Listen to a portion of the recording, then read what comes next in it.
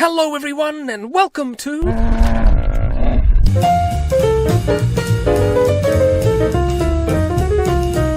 This is Africa, and here's Liberia. Now let's have a look, shall we? Liberia's story begins a very long time ago, but those ancient inhabitants left very few traces of themselves. But as the centuries passed, various tribes migrated into the land, following the collapse of larger empires to the north. And to this day, the land is home to many different peoples, such as the Pele, Bassa, and Kru, agricultural and metalworking societies ruled by chiefs and following animist religions. In the 1400s, the Portuguese sailed about the area, which came to be known as the Grain Coast, because of the trade in grains of the then very valuable Malagueta peppers. Skipping ahead to the early 19th century, this Grain Coast region was selected by an American organization called the ACS as an ideal spot to relocate African Americans, both freeborn and those freed from slavery. Several thousand made the voyage, and lands were acquired from local chiefs, and thus a colony was formed, which came to be known as Liberia, meaning free place. The capital, Monrovia, was named after US President James Monroe, who had been a strong supporter of the ACS. These settlers, or Americo-Liberians, had very little in common with the natives, and did not integrate with them, but rather kept to themselves, and clashes and fighting flared up every now and then. In 1847, Liberia declared independence, and Joseph Jenkins Roberts was elected president. The United Kingdom was the first to recognize the new state, which was Africa's first republic. The Americo-Liberians continued as a ruling elite minority, but their efforts at extending their territory were stymied by the French in the Ivory Coast and the British in Sierra Leone, and the young country's economy began to falter. In 1926, under Charles D.B. King, Liberia negotiated a deal with the Firestone Tire and Rubber Company, and rubber plantations popped up, and exports were shipped out, and money washed in. In 1930, President King was compelled to resign after a League of Nations commission discovered Liberia was engaged in slavery and forced labor. During World War II, Liberia's rubber proved highly beneficial to the Allies, and the United States built up Liberian infrastructure, and the country prospered under the long regime of William Tubman. Now, since the Republic's foundation, the country had been ruled by members of the colonizing Americo-Liberian or Congo class, and the indigenous inhabitants of the land were growing more and more frustrated. In 1980, Master Sergeant Samuel Doe led a military coup and seized power, and the president and his cabinet were shot dead. Doe became president, but in 1989 his reign was challenged by a former government minister, Charles Taylor, who led a rebel army against him in the First Liberian Civil War. The conflict ruined the nation. 200,000 people were killed. The economy was decimated and living standards plummeted. Taylor became president, but was himself toppled by rebels in the Second Liberian Civil War. In 2005, Ellen Johnson Sirleaf became the first woman elected to lead an African state, and made peace and reconciliation a top priority, winning the 2011 Nobel Peace Prize for her wonderful efforts. In 2017, the football legend George Weah was elected president, vowing to tackle the corruption that has long poisoned Liberian politics. Liberia today faces manifold obstacles to betterment, but it has done admirably recovering from its horrific years of strife and upheaval. And here's hoping that this good land, rich in resources, sees happier times ahead. But as for me, it's bye for now. Bye-bye!